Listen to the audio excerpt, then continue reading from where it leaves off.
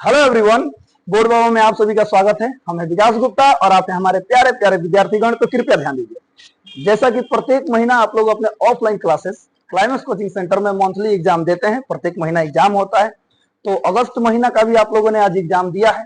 तो हम लोग भी प्रत्येक महीना पूरा का पूरा पेपर डिस्कस करके आपके सामने लाते हैं। तो इस महीना का भी पेपर, चलिए एक एक क्वेश्चन को डिस्कस किया गया है, ध्यान से देख लीजिए लोग, जो कि आपके आने वाले एग्जाम के लिए भी बहुत जरूरी है। और मिला लीजिए लोग किनका कितना नंबर सही है, क्योंकि कल क्लास में एक एक आदमी से पूछा जाएगा। ठीक है, तो चलिए शुरू करते हैं। एक एक क्वेश्चन फिर से बोल रहे हैं, ध्यान से। आइए शुरू करते हैं। तो चलिए एक एक क्वेश्चन शुरू करते हैं, ध्यान दीजिएगा। पहला क्वेश्चन है बाबू, what is the antonym of accept. आपको क्लास में एंटोनिम्स के बारे में लिखवाया गया था, ढेर सारे एंटोनिम्स लिखवाए गए थे। इसको हिंदी में विपरीतार्थक शब्द भी बोला जाता है। ठीक है, तो ध्यान दीजिएगा। कभी भी ऐसा प्रश्न है ना, तो चारों ऑप्शन को ध्यान से पढ़िएगा ना। अगर नहीं भी पता होगा तो आप आराम से बना दीजिएगा। कैसे, तो ध्यान दीजिएगा। अच्छा, एक्सेप्ट का मतलब क्या होता है? स्वीकार करना, अपनाना। तो आइए तनी ऑप्शन पढ़ते हैं। लिखा गया रिसीव। रिसीव का मतलब भी कुछ प्राप्त करना ही होता है, यानी कि एक ही जैसा है, यानी कि सिनोनिम से इसका सिनोनिम्स हो सकता है। देखिए रिजेक्ट, हाँ रिजेक्ट तो इसका होगा एंटोनिम्स, क्योंकि रिजेक्ट का मतलब क्या होता है सर? मतलब नहीं अपनाना, उसको रिजेक्ट करना। सुनिएगा, एडॉप्ट इसी के जैसा है, अप्रूव इसी के जैसा है। इसका क्या हो जाएगा? ऑप्शन नंबर बी हो जाएगा, रिजेक्ट हो जाएगा। ठीक है, अगला क्वेश्चन है, what is the antonym of alive. Alive का मतलब जीवित होता है, तो डेड का मतलब क्या होता है? मृत होता है। ऑप्शन नंबर डी हो जाएगा। इसका तो ऐसे ही पता चल रहा है, लेकिन इसको भी देखेंगे तो लिविंग, अवेक और एक्टिव, ये तीनों कैसा है? तो एक ही जैसा है। आगे देखिएगा, what is the antonyms of magnanimous. इसका मतलब क्या होता है बाबू? तो इसका मतलब उदार होता है, यानी कि बढ़िया बढ़िया आदमी। तो अब इसका हमको उल्टा बताना है। तो उल्टा इससे क्या हो जाएगा? सेल्फिश।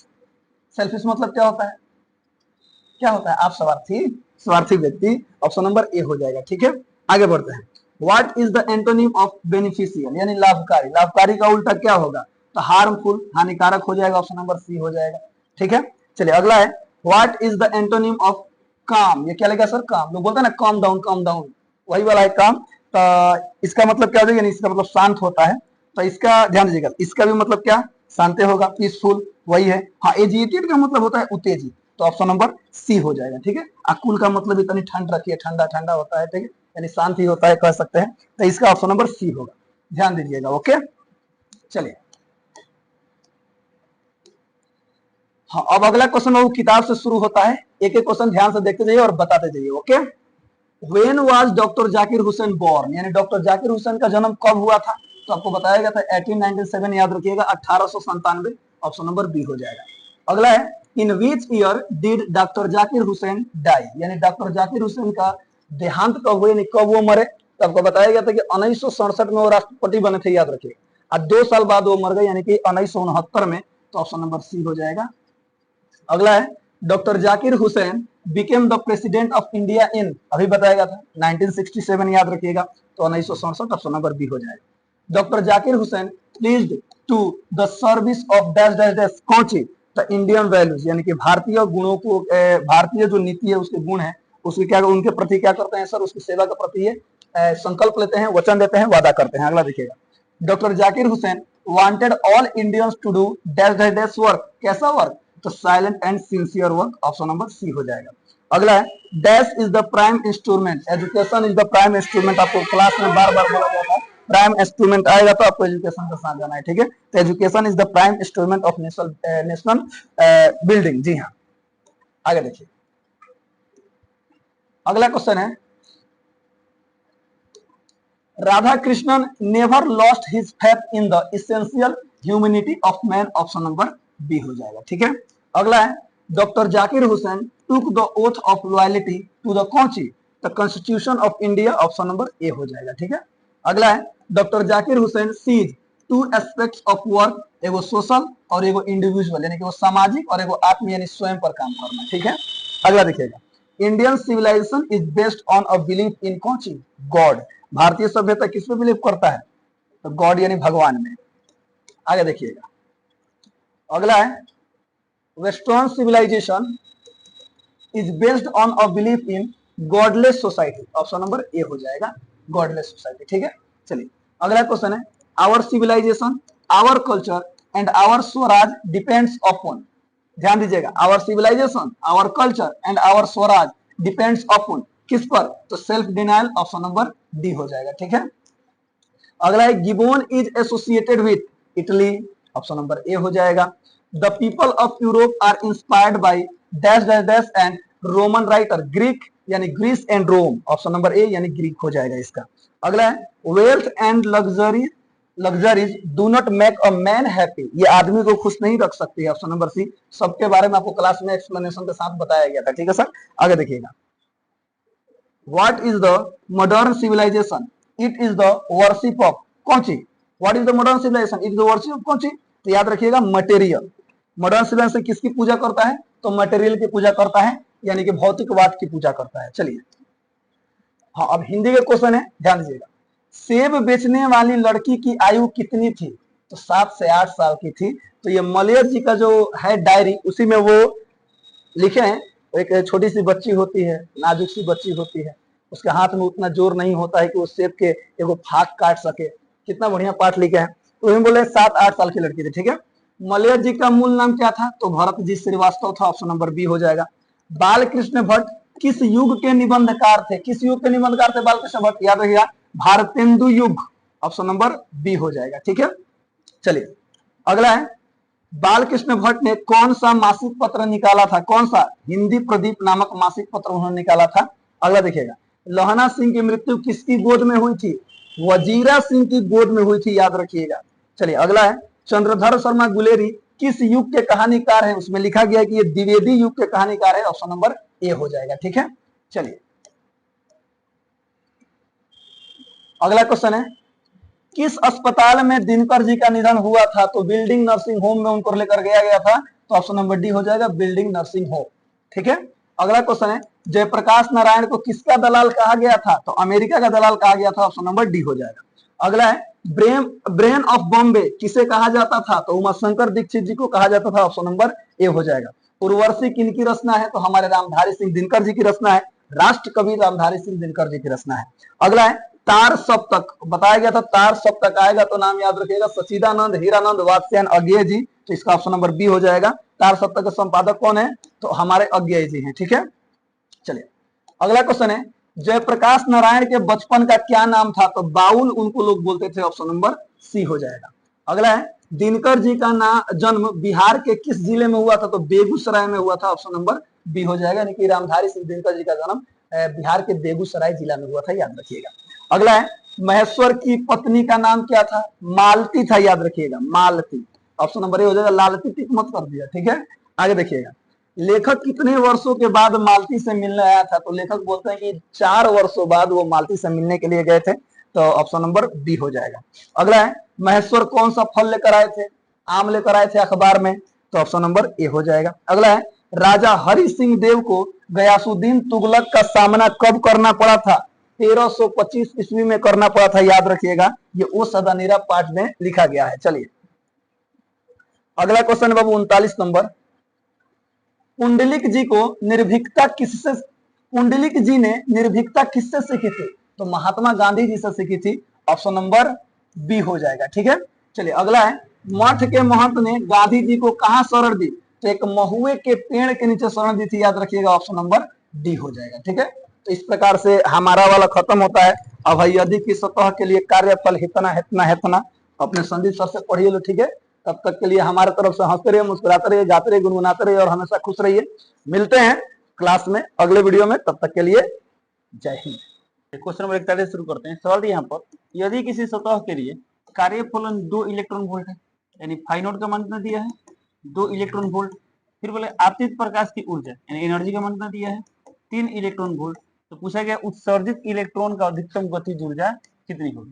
तो आइंस्टीन वाला प्रकाश भी समीकरण आपको याद होगा, तो क्या था समीकरण, आपतित प्रकाश की ऊर्जा 2 भाग में खर्च होता है, कुछ इलेक्ट्रॉन को निकालने में हम लोग कार्यफलन बोलते हैं, अब बाकी गतिज ऊर्जा प्रदान करने में। ठीक है, हमें क्या निकालना है गतिज ऊर्जा, तो इसका वैल्यू निकालना है, तो इसका मान कितना दिया है 3 इलेक्ट्रॉन वोल्ट, इसका मान दिया 2 इलेक्ट्रॉन वोल्ट, यहाँ पे इसका मान अभी प्लस दे रहा था माइनस 3 में हो गया 1 इलेक्ट्रॉन वोल्ट है, ऑप्शन नंबर क्या होगा बी, तो बी टिक करो।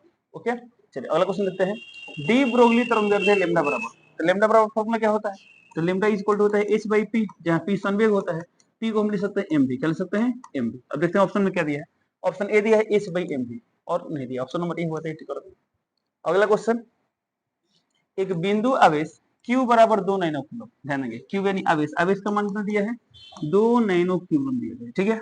एक मिनट, 2 नैनो कूलम, फिर क्या बोला गया इसमें 3 सेंटीमीटर दूरी पर, यानी R का मान कितना दिया है 3 सेंटीमीटर। विभव का सही मान क्या है, यानी V निकालना है, V इक्वल टू व्हाट, ठीक है। अब देखो ऑप्शन में विभव किसने दिया, वोल्ट में, यहाँ किलो वोल्ट में दिया, वोल्ट में दिया। तो वोल्ट में लाने के लिए हम इसको सबको ऐसा ही मात्रा में लाना पड़ेगा, वोल्ट ऐसा ही मात्रा रखे। तो 2 नैनो कूलम, तो 2 है तो 2 नैनो माने कितना होता है 10 पावर माइनस 9, यहाँ कूलम है तो कूलम, 3 है तो 3, सेंटी माने क्या होता है 10 पावर माइनस 2, एटो फेमटो पिको नैनो माइक्रो मिली सेंटी डेसी पढ़ करो, ये सब कर सकते हैं, ठीक है। अब V का मान निकालना है, तो V का फॉर्मूला क्या होता है, Q आवेश से R दूरी पर V निकालना है, तो V का फॉर्मूला क्या होता है KQ/R। चलिए कैपिटल Q है तो कैपिटल Q लिखते हैं, हालांकि स्मॉल Q कैपिटल Q से मतलब नहीं है, ठीक है, Q/R। अभी जो K का मान होता है अलग अलग माध्यम के लिए अलग होता है, यहाँ जब माध्यम का बात की इसमें माध्यम की बात नहीं किया तो निर्वात मान लेते हैं लोग, तो निर्वात के लिए K का मान क्या होता है 1/4πε0 Q का वैल्यू कितना देखिए, Q का वैल्यू दिया 2 गुणे 10 के पावर माइनस 9 और बटा में R का वैल्यू कितना है 3 इंटू 10 टू पावर माइनस 2, ठीक है। और इसका वैल्यू कितना होता है, इसका वैल्यू होता है 9 गुणे 10 के पावर 9 इंटू यहाँ कितना आ गया 2 इंटू 10 टू पावर माइनस 9 और बटा 3 इंटू 10 टू पावर माइनस 2, ठीक है। और ये 10 टू पावर 9 ये प्लस में माइनस में खत्म हो जाएगा। अभी देखिए 3 तरीका 9, तो कितना है 3 दूना 6, तो 6 गुणे माइनस में प्लस हो जाए 10 के पावर 2 यानी 600 वोल्ट। तो 600 वोल्ट यानी ऑप्शन नंबर क्या होगा, ऑप्शन नंबर बी, तो बी टी। ओके चलिए अगला क्वेश्चन लिखते हैं। देखिए क्वेश्चन नंबर 44 यहाँ पर, यदि किसी तार की लंबाई 2 गुनी और त्रिज्या आधी कर दी जाए तो प्रतिरोध कैसे बदला है। अच्छा बताइए किसी चालक का प्रतिरोध का फॉर्मूला क्या होता है, तो R बराबर होता है रो L बाई ए, ठीक है। इसमें क्या बोला गया है, तो बोला गया तार की लंबाई 2 गुनी, अच्छा इसको 2 गुना करते हैं बताइए ये 2 गुना होगा। फिर बोला त्रिज्या आधी कर दिया, त्रिज्या की बात किया, यहाँ क्षेत्रफल दिया है, तो मान लीजिए तार जो होगा तो तार का अनुप्रस्थ काट कैसा होगा, तो कोई भी वो क्षेत्रफल है, क्षेत्रफल त्रिज्या का बात किया वृत्तकार होगा, ठीक है। तो वृत्त क्षेत्रफल क्या होता है पाई आर स्क्वायर होता है, इस एक हम लिख सकते हैं पाई आर स्क्वायर, देखा लीजिए यहाँ पर पाई आर स्क्वायर, ठीक है। इसमें बोला गया है कि लंबाई 2 गुनी, तो एल का मान 2 गुना कर दिए, आर का मान क्या करना है, तो त्रिज्या आधी यानी आर को करेंगे आधा यानी 1/2, यहाँ स्क्वायर है तो स्क्वायर, ठीक है। इसको हल कर कितना यहाँ पर 2 बटा 1 का स्क्वायर 1, 2 का स्क्वायर 4, ये 4 गुना 8 कितना हो गया 8 गुना, कितना होगा 8 गुना, यानी ऑप्शन नंबर क्या होगा, ऑप्शन नंबर सी, सी करो। ओके चलिए अगला क्वेश्चन, धारा घनत्व, धारा घनत्व क्या होता है, तो प्रति इकांक अनुप्रस्थ काट क्षेत्रफल से जाने वाली धारा यानी आई बटा ए, धारा घनत्व क्या होता है आई बटा ए, यानी ऑप्शन नंबर क्या होगा, ऑप्शन नंबर सी, तो सी टिक कर दें। अगला क्वेश्चन, एक तार में प्रवाहित धारा 3 एम्पियर यानी आई का मान कितना दिया है बाबू 3 एम्पियर, प्रतिरोध 2 ओम, तो आर का मान कितना दिया है 2 ओम, तो क्या बोलेगा विभवांतर कितना होगा यानी V इक्वल टू व्हाट, ठीक है। तो ओम का नियम आपको याद होगा, V का फॉर्मूला क्या होता है, तो V इक्वल टू होता है IR यानी 3 गुना 6 कितना हो जाएगा 6 वोल्ट, यानी ऑप्शन नंबर क्या होगा बी, तो बी टिक कर, ठीक है।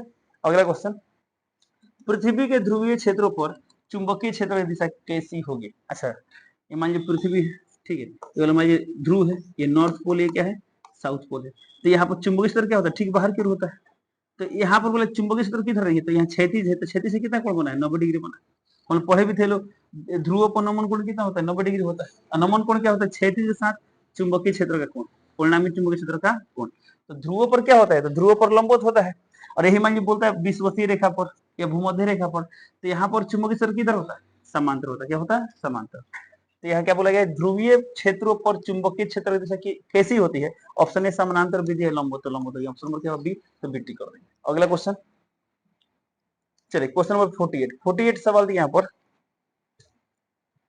2 कूलम आवेशित कण यानी क्यू का मान कितना दिया है 2 कूलम, 10 मीटर पर सेकंड की गति यानी v का मान कितना दिया, b का मान दिया 10 मीटर पर सेकंड, 5 टेस्ला चुंबकीय क्षेत्र b का मान कितना दिया 5 टेस्ला, थीटा बराबर 30 डिग्री कोण पर, तो theta is equal to 30 degree चल रहा है, कोई आवेशित कण चल रहा है चुंबकीय क्षेत्र में, उस पर लगने वाला बल। अच्छा बताइए जब कोई आवेशित कण एक समान चुंबकीय क्षेत्र में गति करता है तो उस पर कार्यरत चुंबकीय बल का फॉर्मूला क्या होता है, तो पढ़े Q V B sine theta, Q into V cross B होता है पढ़े होंगे, तो मैग्नीट्यूड क्या था Q V B sine theta, तो क्यू का मान कितना दिया इसमें, तो क्यू का मान दिया 2 तो 2 इंटू वी का मान कितना दिया है 10 तो 10, बी का मान 5 और साइन है तो साइन है, थीटा का मान कितना दिया है 30 डिग्री तो 30 डिग्री, ठीक है। तो कितना है 2 इंटू 10 इंटू 5 इंटू साइन 30 का मान क्या होता है 1/2, ये 2 और 2 कैंसिल 10 बचे 50।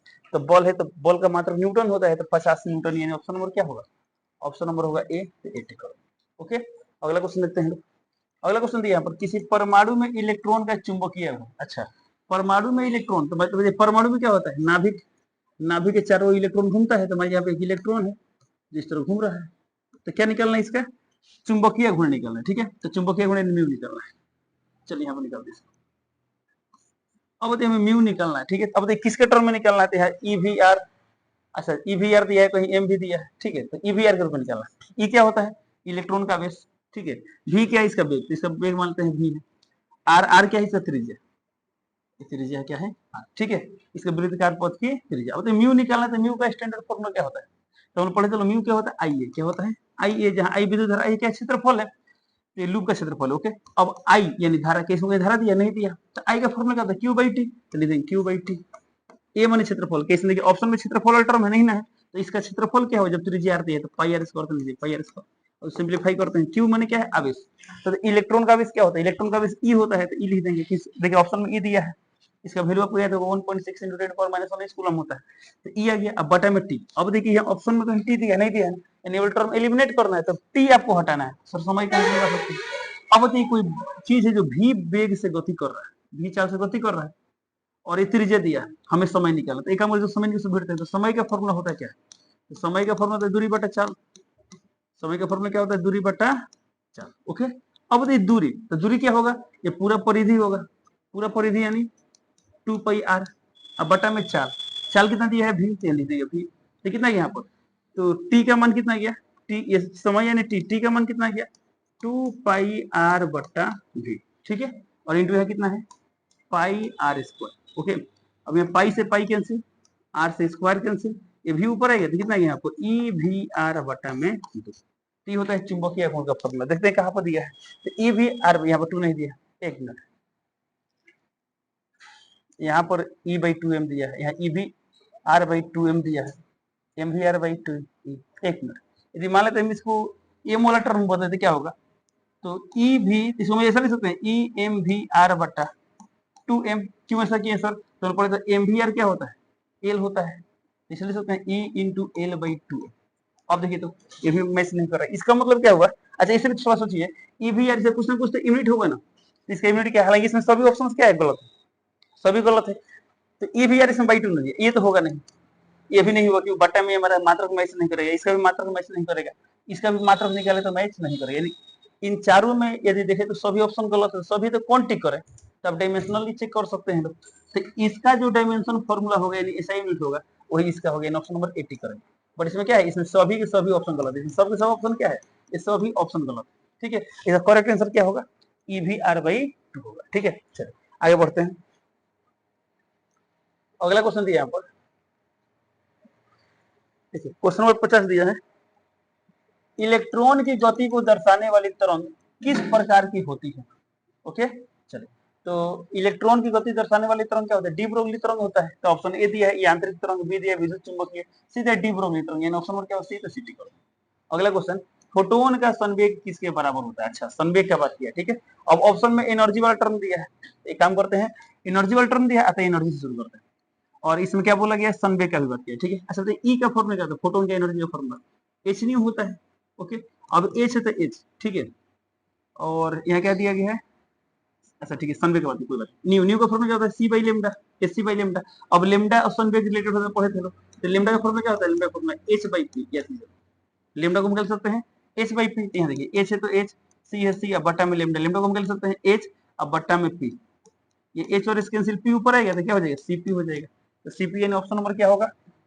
ऑप्शन नंबर, अच्छा सीपी, एक मिनट, हमें निकालना क्या है इसमें? अच्छा, ई इक्वल टू सीपी, हमें क्या निकालना है? संवेग। अच्छा, संवेग किसके बराबर है? ठीक है, हमें संवेग का मान निकालना है, तो ई बराबर क्या फॉर्मूला मिल गया? ई इक्वल टू मिल गया सीपी, हमें निकालना संवेग यानी पी निकालना है, तो पी का फॉर्मूला क्या हो जाएगा? ई बटा सी होगा। क्या होगा? ई बटा सी, यानी ऑप्शन नंबर क्या होगा? 80 करोड़। ओके, बाई द मान आप सॉल्व नहीं कर पाए तो फिर सर क्या करेंगे? मान लेते हैं क्वेश्चन ऐसा आ गया और आप नहीं सॉल्व कर पा रहे हैं, तो एक बार क्या करेंगे? डायमेंशनल जो पढ़े थे ना कि विमीय विश्लेषण, वो कॉन्सेप्ट यूज करेंगे। संवेग बोला है तो देखें किसका मात्रक या विमीय सूत्र इसमें संवेग से मैच कर रहा है, ये चारों ऑप्शन। ठीक है, इसे क्या कुछ ऑप्शन आपको कंफर्म में एलिमिनेट हो जाएंगे। अच्छा किस्मत रहा तो क्या होगा, आपको डायरेक्टली आंसर मिल जाएगा। तीन ऐसा ऑप्शन मिलेगा जिसका बी में सूत्र सनवेग से मैच नहीं करेगा, ठीक है, तो वो कॉन्सेप्ट आप अप्लाई कर सकते हैं। चलिए यहाँ देखिए चुंबकीय प्रवणता। अच्छा काई की बात किया तो काई का फॉर्मूला क्या होता है, तो काई का फॉर्मूला तो m/h, इन ऑप्शन नंबर क्या होगा, h एटी। अगला क्वेश्चन, फेराइडे के पहले नियम के अनुसार, तो पहला नियम के अनुसार ऑप्शन ए दिया है, प्रेरित ईएमएफ चुंबकीय फ्लक्स से परिवर्तन की दर के समानुपाती होती है। बी दिया प्रेरित धारा की दिशा स्थायी रहती है, तो दिशा के बारे में तो बात किया नहीं थे। ऑप्शन बी दिया प्रेरित धारा का मान केवल चुंबकीय क्षेत्र पर निर्भर करता है, नहीं, चुंबकीय क्षेत्र में परिवर्तन पर निर्भर करता है। चुंबकीय क्षेत्र तीव्रता में जो परिवर्तन होता है चुंबकीय फ्लक्स में परिवर्तन की दर के बराबर होता है। प्रेरित ईएमएफ का मान केवल ताप पर निर्भर करता है, ये भी नहीं। ऑप्शन नंबर क्या होगा, ए 80 पर। हालांकि फेराइडे के यदि हम दो नियम की बात करें तो पहला नियम क्या बताए थे, तो सिर्फ ये बताए थे ना, जब फ्लक्स में परिवर्तन होता है तो क्या उत्पन्न होता है, प्रेरित धारा उत्पन्न होता है। और दूसरा नियम में क्या बोले थे, प्रेरित धारा का मान चुंबकीय फ्लक्स में परिवर्तन की दर के समानुपाती होती है। बट इसमें चारों ऑप्शन के अनुसार सबसे बेहतर ऑप्शन कौन सा है, ऑप्शन नंबर ए 80 कर। ओके, अगला क्वेश्चन देखते हैं, यदि 2 सेकंड में चुंबकीय फ्लक्स 10 वेबर से 2 वेबर हो जाती है तो प्रेरित ईएमएफ क्या होगा, ठीक है।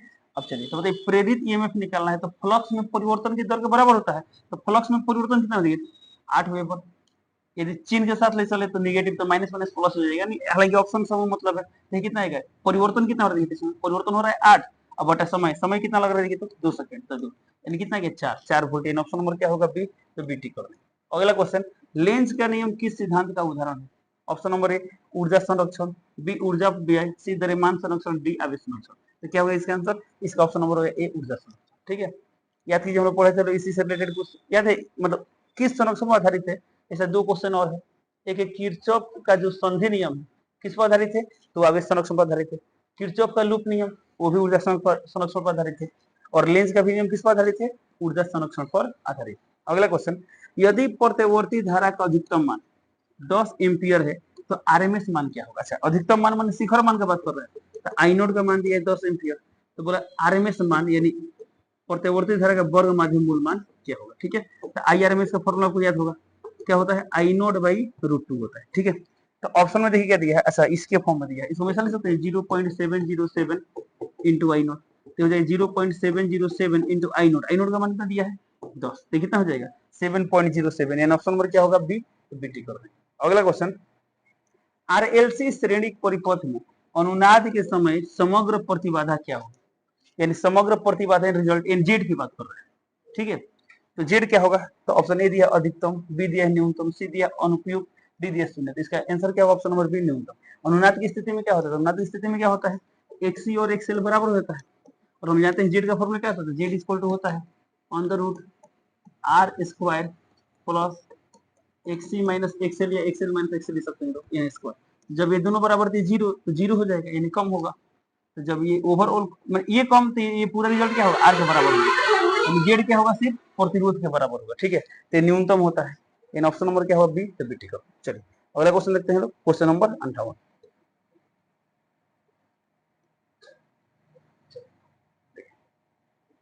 क्वेश्चन नंबर 58 यहाँ पर, यदि प्रत्यवर्ती धारा की आवृत्ति बढ़ा दी जाए तो धारितीय प्रतिघात क्या होगा। तो धारितीय प्रतिघात यानी एक्सी का बात कर रहा है, इसका फॉर्मूला क्या होता है 1/ω/c।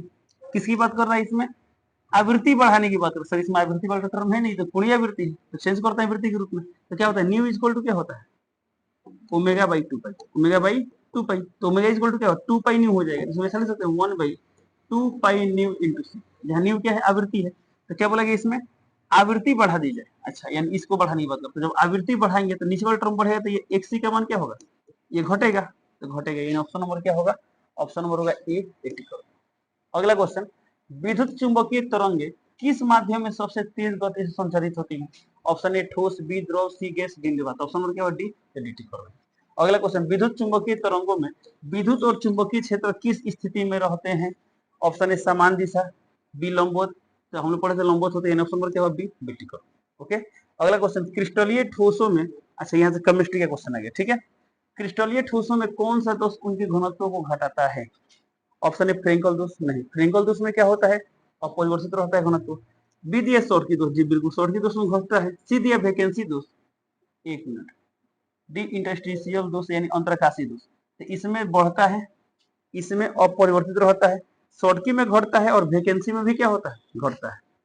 तो इसका आंसर क्या होगा, इसका आंसर ऑप्शन बी भी होगा और सी भी होगा, तो दोनों सही है। ठीक है, अगला क्वेश्चन देखते हैं। अच्छा, क्रिस्टलीय ठोस में, ठीक है, डन। NaCl के क्रिस्टल में प्रत्येक Na प्लस आयन कितने Cl माइनस आयन से घिरा होता है? तो Na प्लस आयन कितना?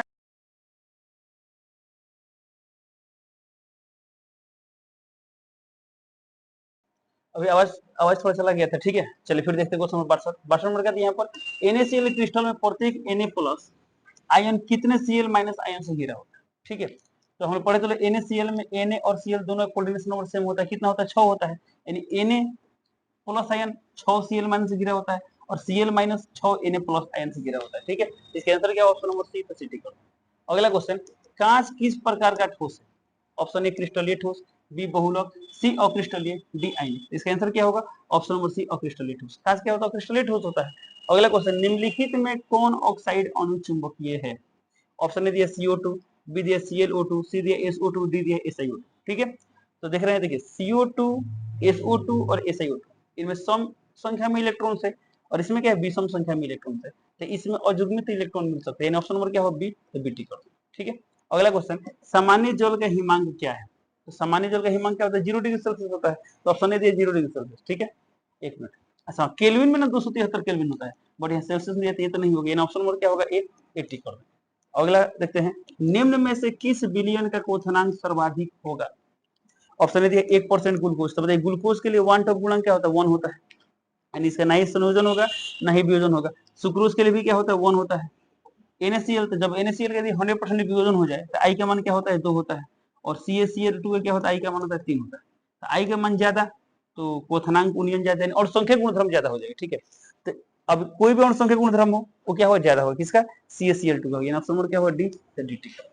अगला क्वेश्चन, चलिए क्वेश्चन नंबर 67 दिया यहाँ पर, विद्युत अपघटन में कैथोड पर कौन सी अभिक्रिया होती है? तो एनोड पर ऑक्सीकरण होता है, कैथोड पर क्या होता है? अवकरण होता है। तो ऑप्शन ए दिया ऑक्सीकरण, बी दिया अपघटन, सी दिया अपचयन। अवकरण को ही हम लोग क्या बोलते हैं? अपचयन बोलते हैं। ऑप्शन नंबर क्या होगा? सी टिक कर दो। अगला क्वेश्चन, विद्युत चालकता की एसआई इकाई। अब देखिए विद्युत चालकता क्या होता है? प्रतिरोधकता का व्युत्क्रम होता है, तो प्रतिरोधकता का सेम मात्रा होता है ओम मीटर, तो चालकता क्या हो जाएगा? Ohm inverse metre inverse. इन ऑप्शन नंबर क्या होगा? ऑप्शन नंबर बी, तो बी टिक कर देंगे। ठीक है, और थोड़ा ध्यान देखिए, मोहो का मतलब क्या होता है? ये जो ओम इनवर्स, देखिए ओम को लिखते हैं OHM, इसकी इनवर्स को हम लोग क्या लिखते हैं? MS को लिखते हैं। क्या लिखते हैं? MS को लिखते हैं। ठीक है, किसके जलीय विलयन का प्रसरणी दाब यानी प्रसरण दाब असामान्य है? ठीक है, ऑप्शन है दिया यूरिया, तो बताइए यूरिया का संयोजन है वियोजन? तो हम लोग पढ़ते ना, विलय कण के संयोजन या वियोजन की स्थिति में अनुसंख्यक गुणधर्म क्या होता है? असामान्य हो जाता है। क्या होते हैं? असामान्य। मोलर द्रव्यमान भी क्या होता है? असामान्य हो जाता है। तो किस केस में? जब संयोजन या वियोजन होता है तब। तो इसका ना ही संयोजन ना ही वियोजन, साधारण लवण का होगा। साधारण में क्या होगा? वियोजित होगा ना, तो इस स्थिति में क्या होगा? असामान्य हो जाएगा। ग्लूकोज का भी नहीं होता, सुक्रोज का भी नहीं होता। ऑप्शन नंबर क्या होगा? बी, तो बी टिक कर देंगे। अगला क्वेश्चन, प्रथम कोटि अभिक्रिया का ग्राफ किसके बीच रेखीय होता है? ओके, ऑप्शन है ए और ए विरुद्ध टी, यानी ए और टी के बीच। नहीं, गलत। बी दिया लॉग ए और टी के बीच। जी बिल्कुल, ऑप्शन नंबर क्या होगा? बी, बी टिक कर। और पढ़े भी थे लोग, तो याद कीजिए लोग, प्रथम कोटि अभिक्रिया के लिए समाकलित वेग समीकरण क्या होता है? ये होता है ln r बराबर माइनस के T plus ln r not. ठीक है, अब बताइए यदि इसको हम पूरा को y मान ले, एक फंक्शन, मैथी तरह थोड़ा ज्यादा समझ में आएगा। ये क्या होता है? एक स्लोप का काम करता है माइनस m, इसे पूरा माइनस के क्या है? स्लोप का काम करेगा। स्लोप निगेटिव है तो ग्राफ कुछ ऐसा आएगा। यहाँ टी वेरिएबल इसको एक से मान लेते हैं, ये क्या है? कांस्टेंट है इसी। तो बताइए इसका ग्राफ कैसा आता है? इसका ग्राफ कुछ ऐसा आता है, ऐसा पढ़े हैं लोग। जैसे स्लोप क्या है? तो स्लोप है माइनस m यानी माइनस के, सिंपल। तो सरल रेखा किसमें मिलेगा? ऑप्शन नंबर बी के केस में मिलेगा। ठीक है, अगला देखते हैं लोग, अभिक्रिया दर का एसआई मात्रक है। तो अभिक्रिया दर का एसआई मात्रक क्या होता है? तो आप निकाल भी सकते हैं, लेकिन आपको याद होना चाहिए मोल पर लीटर पर सेकंड। ऑप्शन नंबर क्या होगा? ए, 80 कर दें। सर निकालेंगे कैसे? तो अभिक्रिया दर का परिभाषा आपको याद होगा। अभिक्रिया दर क्या होता है? तो अभिक्रिया दर क्या होता है? एकांक समय में, या ऐसे बोल सकते हैं अभिकारकों की सांद्रता या उत्पादों की सांद्रता में परिवर्तन की दर को हम लोग क्या बोलते हैं? अभिक्रिया का दर बोलते हैं। तो दर है तो बट्टा में समय रहेगा, ऊपर क्या रहेगा? ऊपर रहेगा अभिकारक की सांद्रता में परिवर्तन या उत्पाद की सांद्रता में परिवर्तन। तो यानी सांद्रता में परिवर्तन है ना, तो ये डेल्टा एल मतलब है, या माइनस है तो माइनस का कोई मतलब नहीं है, मात्रक ही ना निकालना है। तो इसका मात्रक क्या होता है? मोल पर लीटर। इसका मात्रक होता है सेकंड, तो ऊपर क्या होगा? माइनस हो जाएगा, यानी ऑप्शन नंबर क्या होगा? ए, 80 कर दो। अगला क्वेश्चन देखिए, क्वेश्चन नंबर 72 दिया है यहाँ पर, सक्रियण ऊर्जा को, अच्छा सक्रियण ऊर्जा बढ़ने पर अभिक्रिया की दर कैसे प्रभावित होती है? अब बताइए, जब एक्टिवेशन एनर्जी बढ़ेगा तो अभिक्रिया का दर कैसे प्रभावित होगा? तो हमने पढ़े तो याद है उत्प्रेरक वाला केस में, उत्प्रेरक डालने से क्या होता है, एक्टिवेशन एनर्जी क्या होता है, घट जाता है। ये वाला क्या होता है, यहाँ से यहाँ तक ये होता है सक्रियण ऊर्जा, ठीक है। तो जब ये घटता है तो क्या होता है, अभिक्रिया जल्दी जल्दी होता है। लेकिन अब यहाँ बोले सक्रियण ऊर्जा बढ़ने पर, जब एक्टिवेशन एनर्जी बढ़ेगा तो अभिक्रिया का रफ्तार कम हो जाएगा, यानी दर कम हो जाएगा। तो ऑप्शन नंबर क्या होगा, ऑप्शन नंबर बी, तो बी। ओके, अगला क्वेश्चन, समपराशरी विलयन का बराबर होता है। तो समपराशरी विलयन के लिए क्या बराबर होता है? ऑप्शन दिया परासरण दाब, बी दिया वाष्प दाब, सी दिया वाष्प दाब सापेक्षिक अनुमान, डी दिया क्वथनांक का उन्नयन। जैसे क्या बराबर होता है, परासरण दाब बराबर होता है। ऑप्शन नंबर क्या होगा, ए 80 कर देंगे। अगला क्वेश्चन जंग है। ऑप्शन ए चूर्ण लोहा, B ferrous oxide, C ferric oxide, D जलयोजित फेरिक ऑक्साइड। तो हम पढ़े थे जंग क्या होता है, जलयोजित फेरिक ऑक्साइड होता है। यह सूत्र क्या होता है, Fe2O3.Xs2, यानी इसका ऑप्शन नंबर क्या होगा, डी, तो डी कर देंगे। अगला क्वेश्चन, कौन सा अधिशोषण बहुआण्विक परत बनाता है? तो अधिशोषण कितने टाइप के होते हैं, दो टाइप के, भौतिक अधिशोषण, रासायनिक अधिशोषण।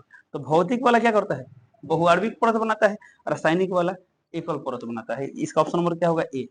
बहुआण्विक परत यानी क्या होगा, भौतिक अधिशोषण। यदि होता है एकल आणविक परत तो क्या होता है, रासायनिक अधिशोषण होता है, ठीक है। अगला क्वेश्चन, Ti+I2 TiI4, फिर बोला चलिए इसका इसका बात किया गया है, द्वारा धातु शुद्धिकरण विधि कहलाती है। तो धातु शुद्धिकरण क्या है, वाष्प प्रवस्था विधि। तो उसमें हमने क्या पढ़ा था, तो उसमें याद कीजिए दो चीज पढ़े थे लोग, निकेल के लिए मोन परक्रम और टाइटेनियम जर्कोनियम के लिए हम लोग क्या पढ़े थे लोग, वेन आर्कल विधि पढ़े थे लोग। तो यहाँ टाइटेनियम दिया था क्या, वेन आर्कल विधि, तो दिया वन आर्कल विधि। ऑप्शन नंबर सी, तो क्या करेंगे, ऑप्शन नंबर सी टिक कर देंगे। अगला क्वेश्चन, धातुओं की शुद्धता बढ़ाने हेतु किस विधि का उपयोग होता है? याद कीजिए निष्कर्षण से जो हमें धातु मिलता है 100% शुद्ध तो होता नहीं, तो उसे शुद्ध करना पड़ता है। तो शुद्ध करने की प्रक्रिया हम लोग क्या बोलते हैं, धातु का शोधन बोलते हैं या परिष्करण बोलते हैं। इसका ऑप्शन नंबर क्या होगा, ए 80 कर देंगे। अगला क्वेश्चन, नाइट्रोजन की उच्चतम सहसंयोजकता, अच्छा तो बताइए नाइट्रोजन की अधिकतम सहसंयोजकता क्या होती है? इसका आंसर होगा ऑप्शन नंबर सी 4 होती है। कैसे होती है, यदि नाइट्रोजन का इलेक्ट्रॉनिक विन्यास क्या होता है, 1s2 2s2 2p3, ठीक है। अब इसमें 2 में डी ऑर्बिटल तो होता नहीं है कि अपना ये क्या बोलते हैं, इलेक्ट्रॉन इधर देके एक्सटेंड कर दे उत्तेजित अवस्था में, तो एस और यहाँ पी में कितना ऑर्बिटल, 3, इसके पास मात्र 4 ऑर्बिटल है, इसलिए अधिकतम संयोजकता क्या होती है, 4 होती है। सर इसमें दोनों भरा हुआ है, इसमें 3 अनपेयर्ड इलेक्ट्रॉन है, ठीक है। तो यह दोनों इलेक्ट्रॉन किस में करता है, कोऑर्डिनेट बॉन्ड बनाने में, उप सहसंयोजक का बंध बनाने में खर्च करेगा, और इस तीनों से क्या होगा, सहसंयोजक बॉन्ड बनेगा, यानी अधिकतम 4 बन सकता है, ठीक है। चलिए अगला क्वेश्चन देखते हैं लोग, नोबल गैसों के लिए कौन सा कथन सही है? नोबल गैस मतलब अक्रिय गैस, यानी वर्ग 18 के तत्वों का बात किया जा रहा है, ठीक है। यह अभिक्रियाशील होती है, नहीं, ये तो अक्रिय होता है ना। विद्या इस इनमें ध्रुवता उच्च होती है, नहीं।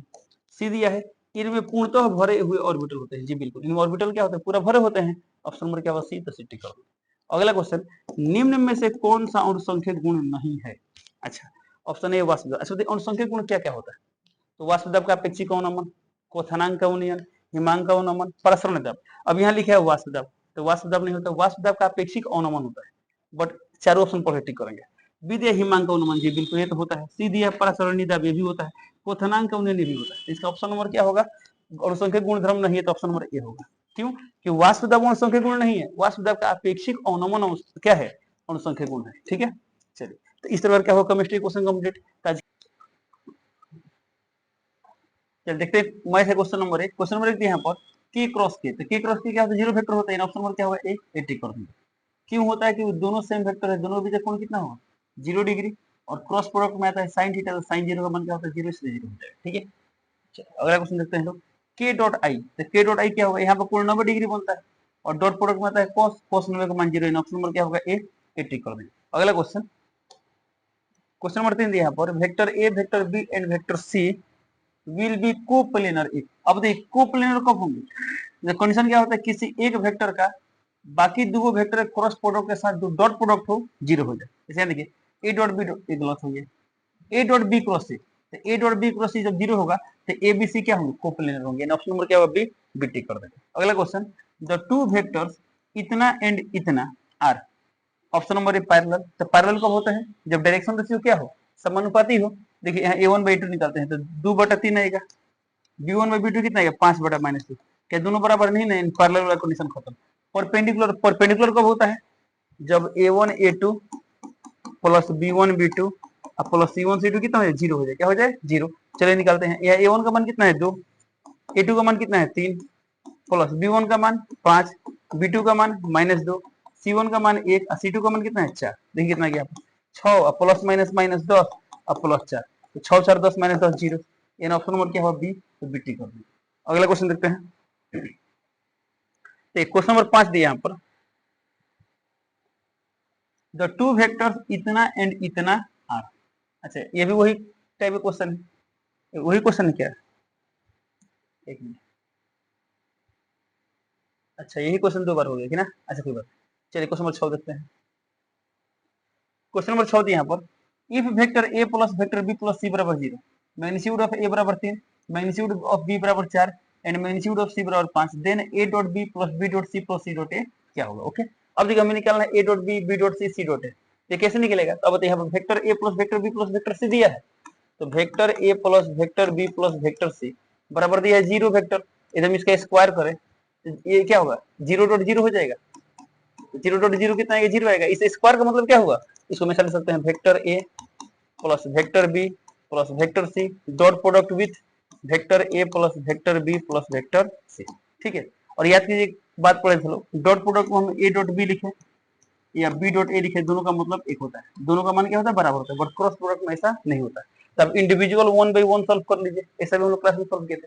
या देख लीजिए आपको याद है ए प्लस बी प्लस सी का होल स्क्वायर क्या होता है ए स्क्वायर, तो ए स्क्वायर का मतलब हुआ ए डॉट ए, तो ए डॉट ए का मान कितना आएगा, वो आएगा मैग्नीट्यूड ऑफ ए का स्क्वायर प्लस बी स्क्वायर यानी magnitude of B square plus C square यानी मैग्नीट्यूड ऑफ सी स्क्वायर। ठीक है, प्लस क्या आएगा 2ab यानी 2ab यानी A dot B plus B C यानी बी डॉट सी अब प्लस सी यानी सी डॉट ए।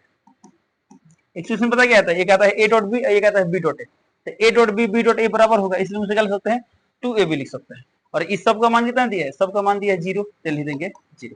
अब सॉल्व करते हैं, मैग्नीट्यूड ऑफ ए का स्क्वायर, मैग्नीट्यूड ऑफ ए कितना दिया है 3 दिया है, यहाँ 3 का स्क्वायर कितना होगा 9, बी का स्क्वायर कितना होगा 4 है तो 16, सी का मान 5 तो 5 का स्क्वायर 25, अब प्लस 2 हमें इसी का ना मान निकालना है, इसको मान लीजिए x बराबर कितना है 0। सर क्यों x मान रहे हैं, आप सेम उतार सकते हैं, बार बार उतारना पड़ेगा टाइम वेस्ट होगा ना, हमें जल्दी बनाना है तो हम x का मान निकालना है, तो यहाँ पर सीधे x मान लिए। अब देखिए 16 9 25 25 50, तो 2x का मान कितना है, प्लस इधर है तो माइनस, माइनस 50 से x का मान कितना है -25, यानी ऑप्शन नंबर क्या होगा बी, तो बी टी कर देंगे। ओके चलो अगला क्वेश्चन देखते हैं। बी ऐसे पढ़े चलो स्केलर ट्रिपल प्रोडक्ट, इसे हम क्या लिख सकते हैं, ऐसा लिख सकते हैं बी डॉट बी क्रॉस सी। अब बी क्रॉस सी क्या होगा, तो बी क्रॉस सी बी और सी दोनों पर लंबवत होगा, तो बी के साथ इसका कोण कितना होगा, इस पूरा कोण 90 डिग्री, और 90 डिग्री पर डॉट प्रोडक्ट क्या होता है 0 होता है, ऑप्शन नंबर क्या होगा सी, सी टिक कर देंगे। अगला question, A vector A parallel to vector B, यानी ए और बी समांतर है, तो क्या होगा, जब समांतर है तो इनका क्रॉस प्रोडक्ट कितना आएगा 0 आएगा, तो ऑप्शन नहीं दिया ए क्रॉस बी आई के गलत, ए क्रॉस बी बराबर 0, बी ऑप्शन नंबर क्या होगा बी, तो बी टिक कर देंगे। अगला क्वेश्चन, आई क्रॉस जे क्रॉस के, अच्छा क्रॉस प्रोडक्ट या फिर ऐसा कुछ पढ़े थे लो, यहाँ आई यहाँ जे और यहाँ के, हमें क्या चाहिए आई क्रॉस, आगे जे क्रॉस के चाहिए, तो यहाँ आई है तो आई रहेगा, क्रॉस जे क्रॉस के, अब जे क्रॉस के क्या होगा, तो सीधा रहे क्लॉकवाइज तो प्लस में ही लेंगे, यहाँ क्या हो जाएगा आई, और आई क्रॉस आई क्या होता है 0 होता है, 0 यानी ऑप्शन नंबर क्या होगा डी, तो डी टी कर देंगे। ओके अगला क्वेश्चन देखते हैं।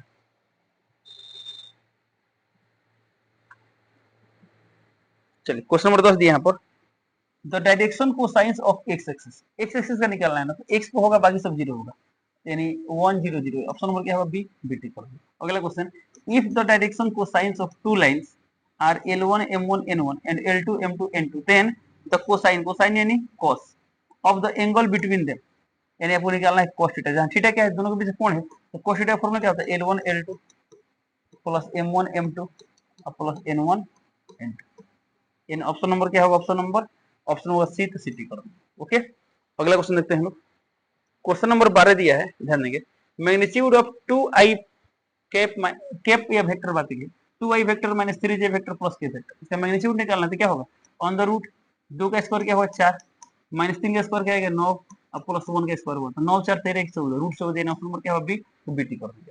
अगला question, the direction cosines of the vectors इतना, अब इस वेक्टर का हमें डायरेक्शन कोसाइन निकालना है, तो फॉर्मूला क्या होता है a बटा on the root a square plus b square plus c square. चलिए इसमें a का मान कितना है 3, तो 3 बटा ऑन द रूट इसका मैग्नीट्यूड, तो 3 का स्क्वायर 9, 4 का स्क्वायर 16, 12 का स्क्वायर 144, ठीक है। कितना गया 3 बटा ऑन द रूट, यहाँ देखिए तो 16 9 25, अब 25 5 4 9 4 2 6, 169 का वर्गमूल क्या होता है 13, यानी आ गया 3 बटा 13, 3 बटा 13, 3 बटा 13 यहाँ पर दिया है, यानी बटा में 13 रहेगा, ठीक। अब ये -4 तो है, -4 होना चाहिए, बटे +4 तो कैंसिल हो गया, रूट वाला तो ऐसा ही नहीं हुआ। देखिए यहाँ पर 3 बटा 13 -4 बटा 13 12 बटा, इन ऑप्शन पर क्या होगा सी, तो सी टिक कर देंगे। अगला क्वेश्चन, डॉट प्रोडक्ट निकालना है, तो कैसे निकालते हैं लोग, आई के साथ आई, जे के साथ जे, के साथ के, यहाँ आई में 3 और यहाँ 2 है, तो 3 दूना 6, यहाँ जे में -4 यहाँ -3, तो माइनस माइनस प्लस, 4 3 12, 12 6 18, इन ऑप्शन पर क्या होगा सी, सी टिक कर देंगे। अगला क्वेश्चन देखते हैं लोग, 15 नंबर सवाल यहाँ पर, the unit vector in the direction of the vector इतना, इस वेक्टर की दिशा में आपको निकालना है, यूनिट वेक्टर निकालना, ओके। तो चलिए बताइए यूनिट वेक्टर का फॉर्मूला क्या होता है, तो मान लीजिए वेक्टर ए है, तो ए के का फॉर्मूला क्या होता है, यूनिट वेक्टर का फॉर्मूला मैग्नीट्यूड ऑफ ए बटा, सॉरी वेक्टर ए बटा मैग्नीट्यूड ऑफ, जिस वेक्टर का यूनिट वेक्टर निकालना उस वेक्टर ऊपर लिखते हैं, अब बटा में मैग्नीट्यूड लिखते हैं। तो ये वेक्टर तो इतना दिया है, ठीक है, यहाँ i - 3j + 5k, यहाँ भी i - 3j + 5k, ऊपर तो ठीक है, हमें चाहिए इसका मैग्नीट्यूड कितना आएगा, ऑन द रूट 1 का स्क्वायर 1, 3 का स्क्वायर 9, 5 का स्क्वायर 25, कितना गया 35, रूट 35, ऑप्शन नंबर किसमें है, ए में, तो 80 कर देंगे, ओके। अगला क्वेश्चन, इफ वेक्टर ए बराबर इतना, वेक्टर बी बराबर इतना, then find the value of, then the value of magnitude of A plus B, okay. हमें निकालना है magnitude of vector A plus vector B.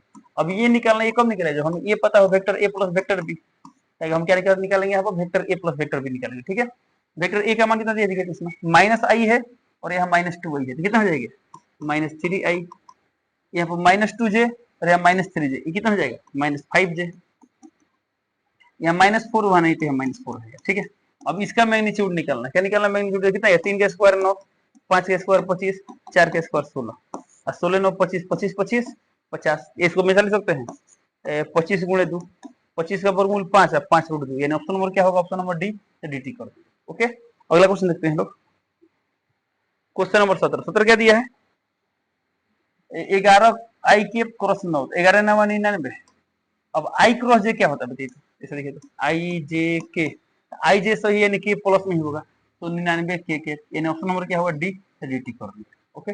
चलिए अगला क्वेश्चन देखते हैं लोग, क्वेश्चन नंबर 18 दिया यहाँ पर,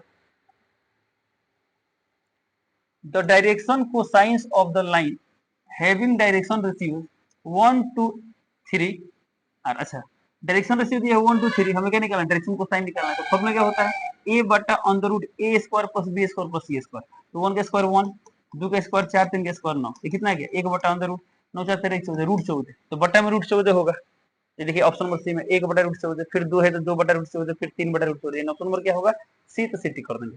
अगला question, if the direction cosines of a line are इतना, देन वैल्यू ऑफ एक्स, अब बताइए डायरेक्शन कोसाइन एल है, ये एम है और ये एन है, तो क्या होता है इसमें रिलेशन, तो L square plus M square plus N square equal to 1, ठीक है, ये हम जानते हैं, अभी हम यहाँ से एक्स निकालना निकल जाएगा, तो एल एन इसका स्क्वायर कितना है 3 का स्क्वायर 9, और रूट 61 का स्क्वायर आएगा 61 प्लस यहाँ कितना है, तो 4 का स्क्वायर 16, अब बटा में 61, इसका मान कितना आएगा, ये एक्स है तो एक्स स्क्वायर बराबर 1, इसे हल करके हमें क्या निकालना है, एक्स का मान निकालना है, ठीक है। ये थोड़ा सोच दीजिए तो अभी निकल जाएगा। अच्छा सोचिए एक्स का मान क्या ले, अच्छा देखिए 16 9 25, 25 आ रहा है, उसमें क्या जोड़ के 61 आएगा, तो 61 माइनस 25 कितना, 11 में से 5 गया 6, 6 से कौन 5 में 2 गया 36, तो 36 यानी 6, एक्स का मान कितना आएगा 6 भाई, कितना आएगा सॉरी, यानी यहाँ पे कितना आएगा, यहाँ पर 6, यानी हो जाएगा 6 बटा रूट 61, ऑप्शन नंबर क्या होगा बी, बी टी कर, ओके। तब इसको सॉल्व कर सकते हैं, भाई दोनों प्लस में रहते क्या हो जाएगा माइनस हो जाएगा, देखिए सॉल्व करते हैं, तो कितना यहाँ पर एक्स स्क्वायर का मान 1 माइनस इस दोनों का एलसीएम 61, ये कितना आएगा 16 9 25, ये कितना है यहाँ पर 61, 61 में से 25 कितना आएगा 36 आ गया, एक्स स्क्वायर, एक्स का मान कितना आएगा plus minus on the root आएगा ना, यानी एक्स का मान plus minus on the root इतना हो सकता है, ठीक है। तो ऑप्शन के अनुसार क्या है, ऑप्शन के अनुसार क्या है बी, ठीक है, तो इतना हो जाएगा, इसका मान प्लस माइनस 6 बटा रूट 61 हो सकता है, बट ऑप्शन में सिर्फ प्लस वाला दिया, मान लीजिए ऑप्शन होता है -6 बटा रूट 61, फिर होता है 6 बटा रूट 61, एक रहता है दोनों, तो क्या करते हैं दोनों टिक करते हैं, ठीक है। अगला क्वेश्चन देखते हैं, क्वेश्चन नंबर 20, क्वेश्चन नंबर 20 यहाँ पर दिया ध्यान देंगे, अच्छा ये वेक्टर दिया फिर डॉट इतना क्रॉस इतना, तो ये दोनों क्रॉस प्रोडक्ट निकालेंगे, तब क्या निकालेंगे डॉट प्रोडक्ट निकालेंगे, चलिए दोनों क्रॉस प्रोडक्ट निकालते हैं, क्रॉस कैसे निकालते हैं लोग, आई जे के डिटरमिनेंट बनाते हैं लोग, इसमें आई में क्या दिया है 1, यहाँ जे में 2 और के में -1, सेकेंड में क्या दिया है 3। चलिए फिर यहाँ कितना जे के साथ -1 है, फिर यहाँ क्या है 2, इसे सॉल्व करते हैं ताकि आई वाला सॉल्व करते हैं। कितना 2 दूना 4 और -1 3 आएगा, 3 आई के जे वाला टर्म माइनस में, जे के साथ क्या लेंगे बोला 2 कम 2, अब माइनस से प्लस हो जाएगा तो 2 3 5, तो यहाँ हो जाएगा 5 जे के। फिर के वाला टर्म के साथ क्या लेंगे -1 और -6, ये -7 क्या हो जाएगा -7, यहाँ लेते हैं -7, ठीक है। देखिए -1 और -6, ठीक है। ये आ गया क्या इन दोनों का क्रॉस प्रोडक्ट, हमें चाहिए इसके साथ इसे क्या चाहिए डॉट प्रोडक्ट चाहिए। ये आई में 2 है और यहाँ 3 है, 3 दूना 6, ये आई में जे में -3, यहाँ -5, तो माइनस माइनस प्लस 5 3 15, के साथ 4, के साथ माइनस, तो माइनस प्लस माइनस 7 होता 28, ये कितना गया 21 और -28, यानी आ गया -7, -7 यानी ऑप्शन नंबर क्या होगा बी, तो बी कर देंगे। ओके, अगला क्वेश्चन देखते हैं हम लोग। Which of the following group is not direction cosines of a line? अब इनमें कौन डायरेक्शन कोसाइंस नहीं है। डायरेक्शन कोसाइन का कंडीशन क्या होता है, तो कंडीशन होता है कि डायरेक्शन कोसाइन के स्क्वायर का सम 1 क्या होना चाहिए 1, यानी L square plus M square plus N square equal to 1 होना चाहिए। अब देखिए 1 square plus 1 square plus 1 square कितना आएगा √3 आएगा। ऐसे इस सब का स्क्वायर क्या है 3 आएगा, कितना आएगा 3 आएगा ना 3, ये नहीं, एन ऑप्शन नंबर ए होगा। डायरेक्शन कोसाइन नहीं है, कौन नहीं है ऑप्शन नंबर ए नहीं, ठीक है। अब बाकी सब क्या है डायरेक्शन कोसाइन है। आगे बढ़ते हैं, देखिए यहाँ क्या दिया the vector form of the line इतना। अब एक लाइन दिया है, एक लाइन का इक्वेशन है, किस फॉर्म में दिया है कार्टेशियन इक्वेशन दिया है, तो लाइन का कार्टेशियन इक्वेशन दिया है, हमें वेक्टर इक्वेशन बताना है क्या होगा, ठीक है। सबसे बताइए स्टैंडर्ड फॉर्म में है कि नहीं है, स्टैंडर्ड फॉर्म में नहीं है, एक्स के साथ कुछ नहीं ना है, नहीं है वाई, ठीक है एक्स एन स्टैंडर्ड फॉर्म में। अब हमें इसका बताना है वेक्टर फॉर्म क्या होगा, तो वेक्टर फॉर्म के लिए क्या लिखना पड़ता है याद है, वेक्टर आर बराबर vector A plus lambda vector B, जहां ए क्या होता है तो ए उस पॉइंट का पोजीशन वेक्टर होता है जो उस लाइन पर हो। इस लाइन पर सर बहुत सारे पॉइंट होंगे, कम से कम कोई वो पॉइंट आपको बताना होगा, तो एक पॉइंट यहाँ देख के बता सकते हैं कौन पढ़े थे x माइनस x1, तो ये वाला x1 है, x2 है और यहाँ -7 क्या होगा x3 होगा, यानी क्या होगा यहाँ पर ए का मान कौन कम करेगा 3i के प्लस 4j के और -7 के, ठीक है। ये वेक्टर ए काम करेगा प्लस है प्लस लेमडा, वेक्टर बी का काम कौन करेगा नीचे वाला, तो -2 क्या हो गया यहाँ पर -2i के -5j के और प्लस 13 के, ठीक है। और यहाँ चूंकि कांस्टेंट एक लेमडा कांस्टेंट ले जाते हैं, कुछ कॉमन ले लीजिए, कुछ गुणा कराए, कोई ऑप्शन होने वाला नहीं है, ठीक है। अब देखते हैं कौन सा ऑप्शन आ रहा है, तो 3i प्लस 4j -7 के इसमें है, ऐसे भी देखिए इसमें नहीं तो खत्म हो गया, इसमें नहीं खत्म। अब इसको देखते हैं सही गलत, -2 -5 प्लस 13, सही है, ऑप्शन नंबर क्या होगा ए 84। ओके चलिए अगला क्वेश्चन देखते हैं हम लोग। क्वेश्चन नंबर 23 दिया है, ध्यान देंगे। इफ लाइन इतना एंड इतना are mutually perpendicular then value of lambda. अब ये दोनों लाइन परपेंडिकुलर है, तो परपेंडिकुलर कंडीशन पता है ना क्या होता है, क्या होता है a1 a2 plus b1 b2 plus c1 c2 बराबर क्या होता है 0 होता है, ठीक है। जहां a1 b1 c1 क्या है पहला लाइन का direction c a2 b2 c2 क्या है दूसरा लाइन का डायरेक्शन c है, ठीक है। देखते हैं यहाँ पर, अब सबसे पहले चेक करेंगे स्टैंडर्ड फॉर्म में कि नहीं, तो ठीक है ठीक है ठीक है, यहाँ भी ठीक, यहाँ भी ठीक, यहाँ भी ठीक। अब सॉल्व करेंगे, तो a1 का मान दिया है 1, तो यहाँ 1 इंटू a2 का मान क्या है, a2 का मान, a2 का मान दिया है सर माइनस लेमडा, तो माइनस लेमडा प्लस b1 का मान, तो b1 का मान लेमडा, तो लेमडा, b2 का मान -2, तो -2, c1 का मान -1, तो -1 इंटू c2 का मान कितना है 1 बराबर 0 है, तो 0, तो कितना यहाँ पर minus lambda plus minus -2 lambda और यहाँ पर आ गया -1 बराबर 0, ठीक है। यहाँ कितना गया -3 लेमडा बराबर 1, तो लेमडा का मान आ गया -1/3, -1/3 अच्छा इसमें सभी ऑप्शन गलत हैं, एक मिनट कुछ गड़बड़ नहीं हुआ है, 1 माइनस लेमडा सही है, सही है, लेमडा -2 लेमडा सही है, -1 सही है, ठीक है, -3 लेमडा इक्वल टू सही तो है। अब चलिए इसमें अब कोई ऑप्शन मैच नहीं कर रहा है और आपको कोई वो टिक करना है, तो अब कौन टिक करेंगे, देखिए हो सकता है कहीं बट्टा में 3 छूट गया हो, बट्टा में क्या छूट गया हो 3 छूट गया हो, ठीक है। तो यदि बट्टा में 3 होता है क्या होता है ऑप्शन नंबर क्या होता है, ऑप्शन नंबर होता है सी टिक करना, ठीक है। बट इसमें चूंकि सभी ऑप्शन गलत है तो इसमें कुछ भी टिक आपको नंबर मिल जाएगा, ठीक है।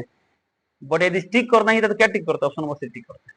अगला क्वेश्चन देखते हैं, सवाल यहाँ पर the shortest distance between the lines इतना एंड इतना, तो जब भी दो लाइन के बीच शॉर्टेस्ट डिस्टेंस निकालना होता है सबसे चेक करता हूँ पैरेलल है या नहीं। चलिए चेक करते हैं। अब तो यहाँ पर देखिए A1 का मान दिया है 5 और यहाँ A1 का मान दिया 3, तो 5/3 यहाँ -16/8, A1/A2 B1/B2 बराबर नहीं ना है, यानी पैरेलल नहीं है, तो नहीं है तो हो सकता है इंटरसेक्टिंग हो या स्क्यू लाइन से।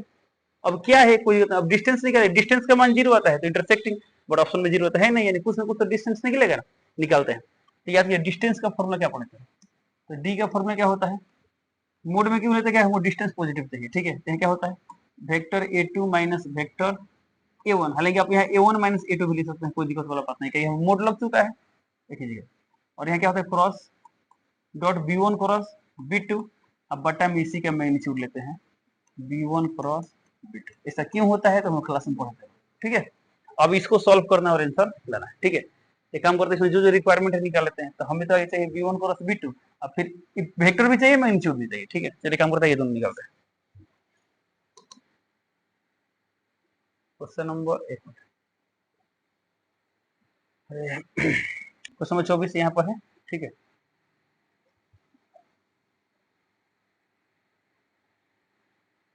सबसे हमें क्या निकालना है इसमें, वेक्टर B1 क्रॉस B2, ठीक है। देखते हैं क्या, तो इसमें B1 कितना दिया, B1 देखे तो यहाँ पर क्या ऐसे किसके ऐसे निकालते हैं ना, I के J के K के।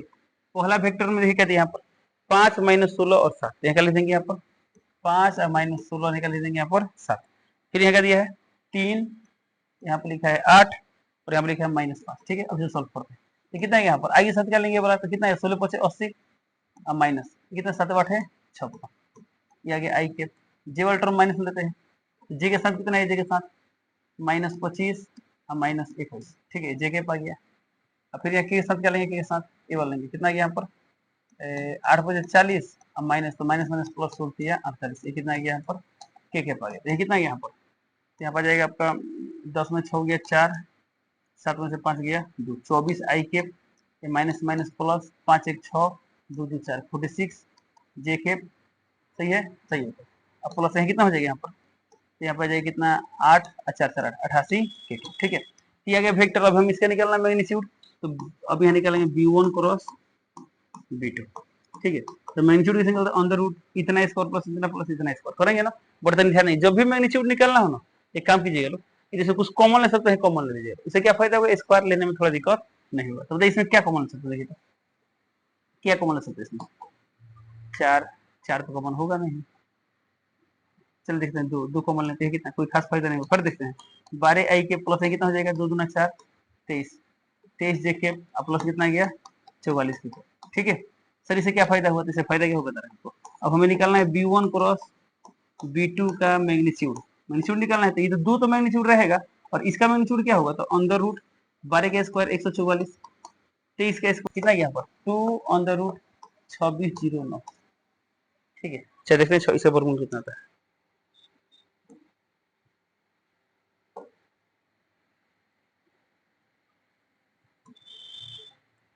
26 दशमलव में रहेगी ना, लगभग 51 आ रहा है, कितना रहा है 51, बट रहने देते इसी तरह, ठीक है। अब इसके आगे बढ़ते हैं, हमें क्या निकालना है, हमें निकालना है डिस्टेंस, तो डिस्टेंस का फॉर्मूला क्या था A2 minus A1, A2 minus A1, तो A2 माइनस A1 कितना आएगा देखिए, यहाँ पर A2 माइनस A1 का डॉट प्रोडक्ट किसके साथ चाहिए ना, हमें क्या चाहिए, हमें चाहिए A2 माइनस A1 का डॉट प्रोडक्ट किसके साथ B1 क्रॉस B2 के साथ, ठीक है। फॉर्मूला में था, अब बटा में क्या था, बटा में magnitude of B1 cross B2, ये क्या होता है, ये होता है डिस्टेंस का फॉर्मूला, ठीक है। चलिए आगे हम निकालते हैं A2 माइनस 7, A2 माइनस 7 कितना है यहाँ देखिए, तो यहाँ 9 है और यहाँ 5 है, तो 9 में से 5 कितना गया 4, तो 4 आई के, यहाँ 13 और यहाँ 7, 13 में 7 गया 7 6 13, तो 6 जे के, यहाँ 15 और यहाँ 3, 15 में 3 गया 12, 12 के, ठीक है। अब इसका डॉट प्रोडक्ट चाहिए इसके साथ, तो कितना है 24 चौका कितना यहाँ पर, तो 4 चौका ये निकाल रहे हैं, ठीक है, 4 चौका 16 और फिर यहाँ कितना गया 4 दूना 8 1 9 96, फिर 6 इंटू 46, तो प्लस है कितना गया यहाँ पर 6 6 36 6 हासिल 3 24 24 3 27, इतना गया। फिर इसका चाहिए 12 28 12 बटे 96 6 हासिल 9 96, तो 9 6 15 9 1 10, इतना गया। और बटा में क्या चाहिए b1 क्रॉस b2, यानी कितना चाहिए 2 ऑन द रूट इतना। इसका मान लगभग कितना आया था, इसका मान लगभग आया था 51।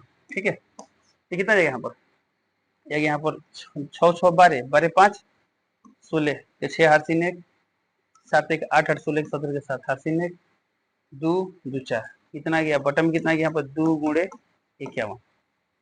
ठीक है, देखते हैं क्या 17 से कटेगा, ये तो 17 से देखते हैं, 17 से कितना है यहाँ पर 17 दूना 34, 7 में 4 गया 3 1 6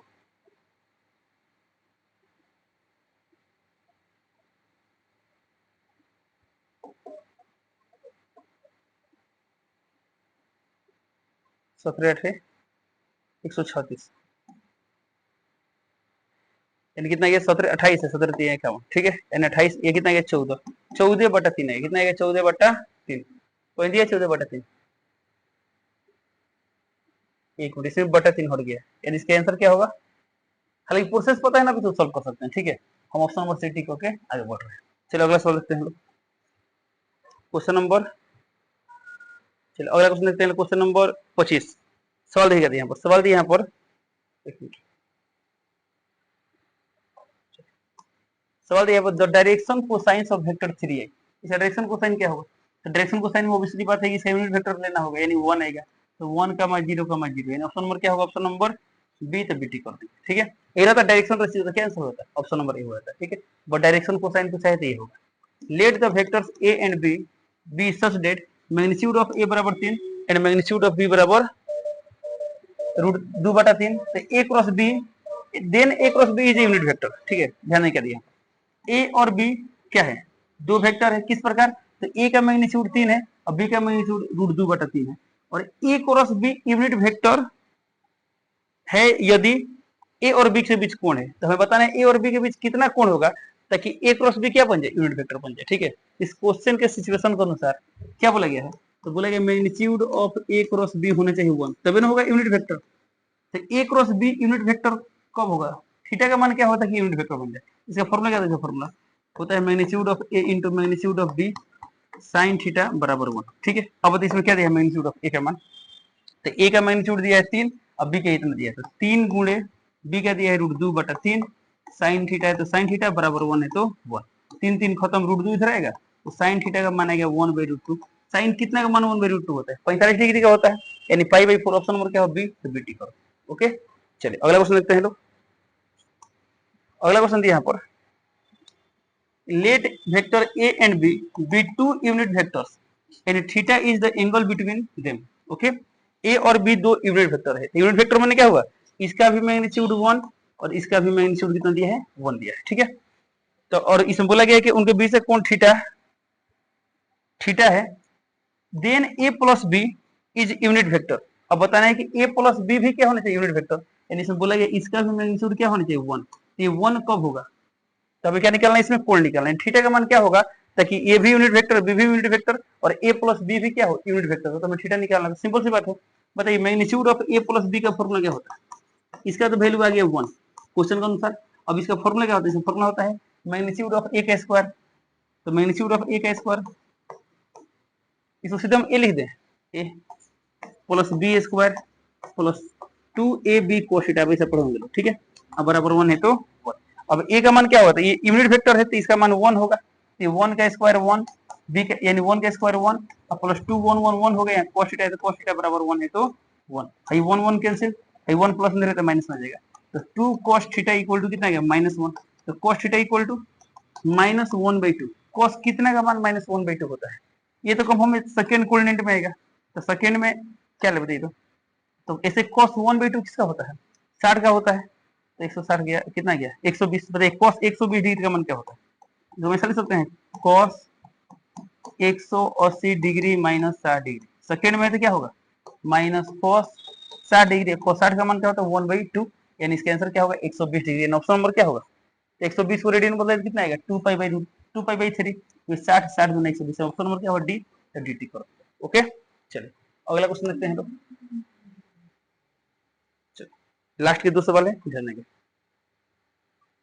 देखिए ये दिया सवाल यहाँ पर, the value of I dot J cross के, जे डॉट आई क्रॉस के डॉट आई क्रॉस, ठीक है। अब जे क्रॉस के, की आई क्रॉस के, सब कैसे निकालते थे लोग, जैसे एक सर्कल बनाते थे लोग, ये आई, यहाँ जे, और यहाँ क्या गया, क्या गया, ठीक है। अब चलिए यहाँ पे हमें क्या निकालना है, जे क्रॉस के, तो बताइए यहाँ पे जे क्रॉस के क्या होगा, तो जे क्रॉस के सीधा रहा, यानी क्या होगा आई, तो यहाँ कितना आ गया, आई था, आई डॉट आई था, आई डॉट आई क्या होता है, 1 तो आ गया 1, ठीक है। अब आई क्रॉस के, तो बताइए आई क्रॉस के क्या होगा, तो आई क्रॉस के उल्टा रहा है, तो माइनस जे होगा, तो यहाँ पर माइनस जे, तो plus minus minus, J dot J क्या आएगा 1, तो 1, तो प्लस 1 माइनस 1 तो कैंसिल हो गया, दोनों टर्म खत्म। अब ये जब आएगा वही आंसर होगा, ठीक है। तो आई क्रॉस जे क्या होगा इसमें, आई क्रॉस जे, आई क्रॉस जे तो सीधा रहे, तो प्लस की होगा, तो के डॉट के क्या होगा 1, यानी ऑप्शन नंबर क्या होगा सी, तो सी टिक करो, ओके। चलो अब लास्ट क्वेश्चन देखते हैं। लास्ट क्वेश्चन यहाँ पर दिया है, if theta is the angle between any two vector, vector A and vector B, then A dot B magnitude, अच्छा A dot B equal to magnitude of A cross B, ये दोनों बराबर होगा तो थीटा का मान क्या होगा। चलिए इस लाइन को सॉल्व करते हैं। देखिए इस सवाल में क्या दिया गया, यहाँ पर तो दिया गया है ए डॉट बी बराबर ए क्रॉस बी क्या मैग्नीट्यूड, इसका फॉर्मूला क्या होता है, इसका फॉर्मूला होता है ए बी कॉस थीटा, इसका फॉर्मूला होता है ए बी साइन थीटा, जहां ए क्या है मैग्नीट्यूड ऑफ ए है, बी क्या है मैग्नीट्यूड ऑफ वेक्टर बी है, ठीक है। ए बी खत्म, कॉस थीटा बराबर साइन थीटा, कॉस और साइन बराबर कब होगा, 45 डिग्री पे होगा, यानी इसका ऑप्शन, अच्छा ऑप्शन नहीं दिया है, खाली बोला थीटा का मान क्या होगा, थीटा का मान कितना होगा 45 डिग्री, यानी कितना हो जाएगा π/4 आंसर, ठीक है। चलिए तो इस तरह क्या होता है, पेपर का डिस्कशन कंप्लीट होता है। चलिए मिलते हैं अगले क्लास में, तब तक के लिए जय हिंद।